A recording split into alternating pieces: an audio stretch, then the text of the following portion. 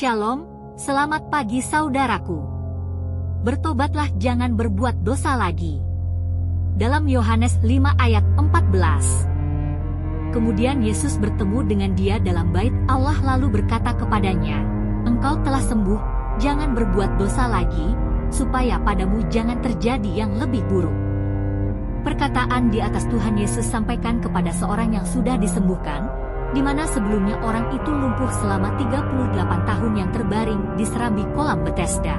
Awalnya Tuhan Yesus merasa jatuh belas kasih melihat orang lumpuh itu berbaring sudah cukup lama di salah satu serambi di kolam Bethesda bersama dengan beberapa orang sakit lainnya. Yohanes 5 ayat 3 dan 5-6 Dan di serambi-serambi itu berbaring sejumlah besar orang sakit, orang-orang buta, orang-orang timpang dan orang-orang lumpuh, yang menantikan goncangan air kolam itu.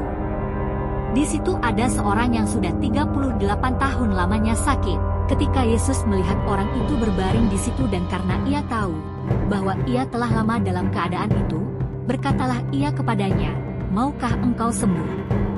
Dan kemudian tanpa menyinggung dosa yang sudah diperbuat orang itu, Tuhan Yesus menyuruh orang lumpuh itu bangun, mengangkat tilam dan berjalan, dan selanjutnya orang lumpuh itu langsung sembuh dan bisa berjalan normal. Namun oleh karena hari itu merupakan hari Sabat, maka orang-orang Yahudi menegur orang yang sudah sembuh itu agar jangan mengangkat tilamnya dan berjalan.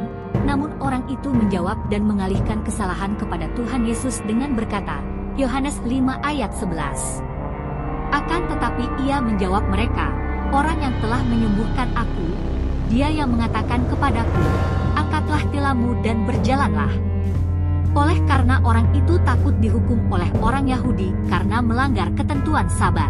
Sering sekali kita menjadi orang yang tidak tahu berterima kasih, tidak tahu diuntung, bahkan berkat yang kita terima dari Tuhan Yesus berupa kesehatan, kesembuhan, lepas dari maut, berkat materi, dan lain-lain, justru membuat kita menyalahkan Tuhan oleh karena terjadi sesuatu yang kurang baik atau ada ancaman yang kita alami, padahal hal itu mungkin disebabkan oleh kesalahan kita sendiri.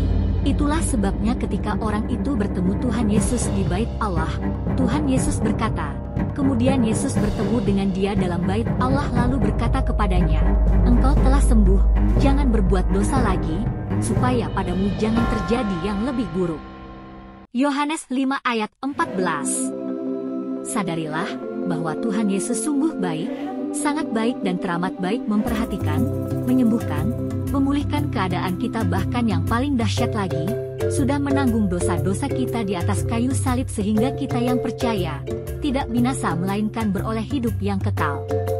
Yohanes 3 ayat 16. Oleh karena itu janganlah sekali-kali mulut kita ini mempersalahkan Tuhan, bahkan mengkhianati Tuhan Yesus hanya oleh karena uang, harta, jabatan, ketenaran, kesembuhan, dan lain-lain. Mari bertobat dan mengaku dosa di hadapannya, agar kepada kita tidak terjadi hal yang lebih buruk lagi. Terima kasih.